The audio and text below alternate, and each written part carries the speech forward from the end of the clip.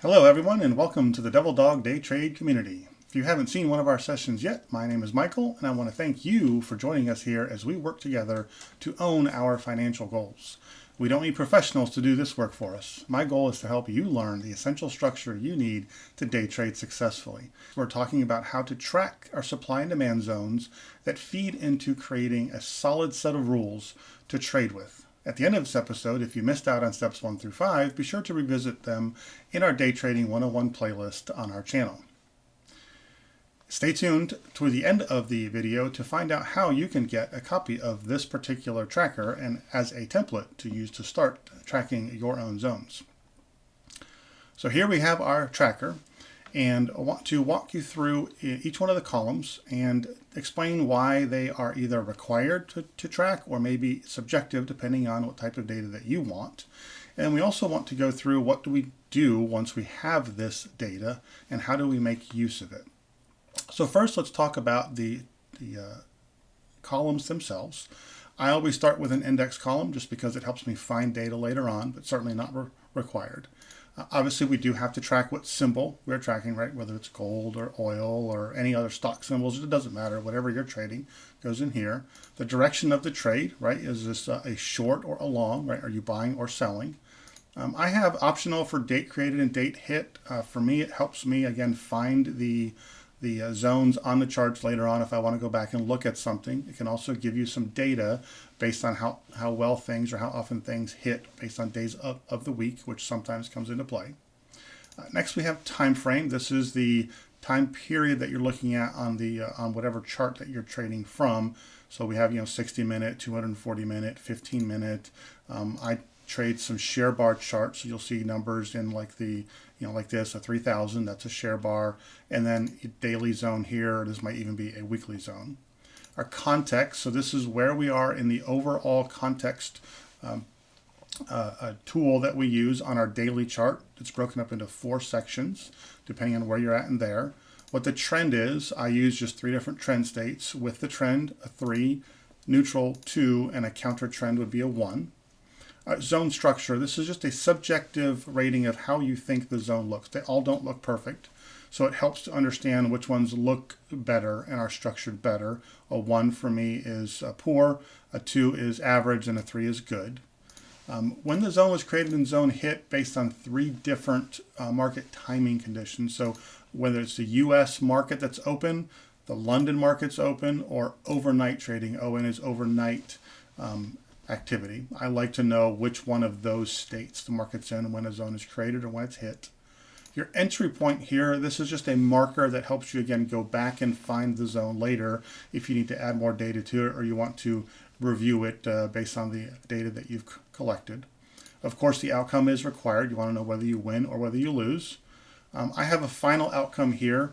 That's optional because I want to know, did a trade work way better than I thought it was going to? And so you'll see here, right, I have a win that hit my target of 4. The next column down here, you'll see I have a win with a blank, which means this trade is still working. And so I want to track how far did it really go, and that may allow me to take more profitable trades later on. Then I have a column here called Take the Trade, and this is whether I took it or not. You'll see a lot of fear here, right? Even though a trade might look good, there may be some other emotional component that's in there that drives me to not taking it, and I want to track that because this gives me more data, better data, so that I can lose that emotion over time. I have these optional ones for zone penetration. This is just how far price went into my zone before it turned and went the other direction. And again, I track this because it allows me to see whether or not I can move my entries further into my zones, therefore reducing risk.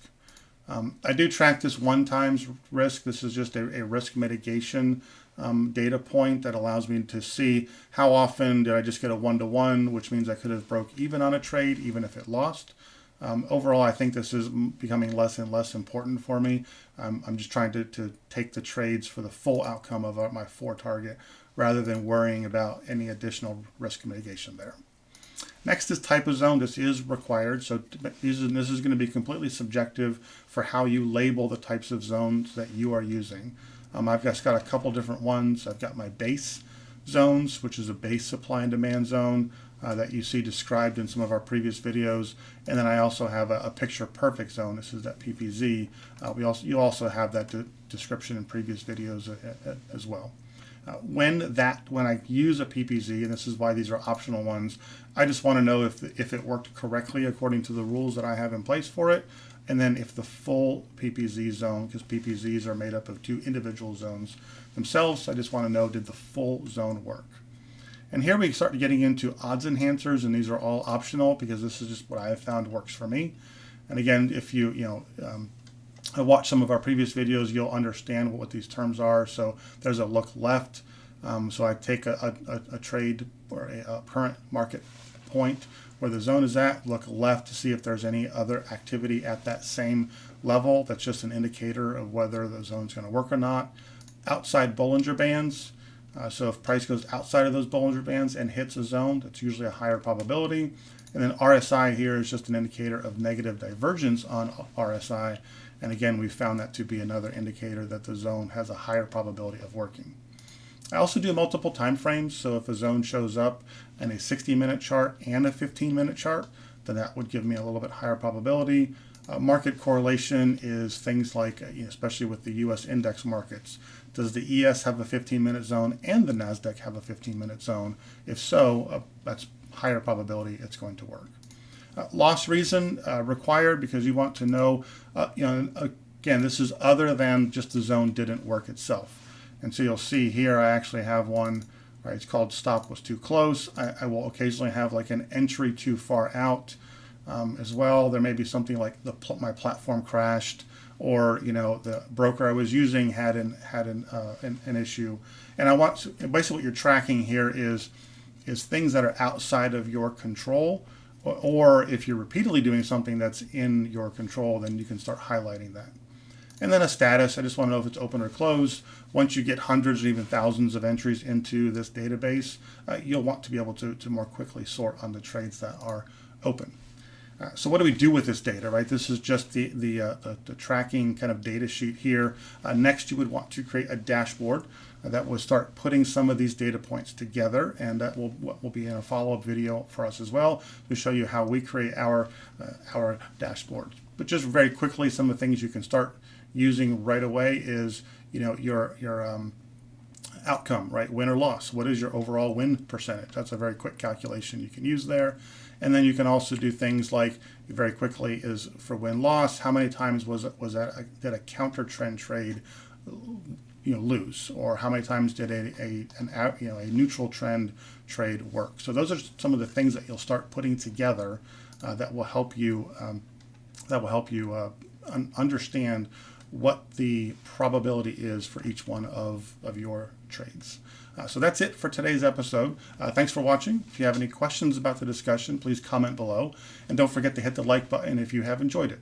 I hope you'll join us for our next episode, which will discuss how to use this data to create a set of rules that we can use to trade by. Make sure you subscribe to the channel so you won't miss any of our upcoming learning videos. Thanks again for joining us, and I hope to see you soon.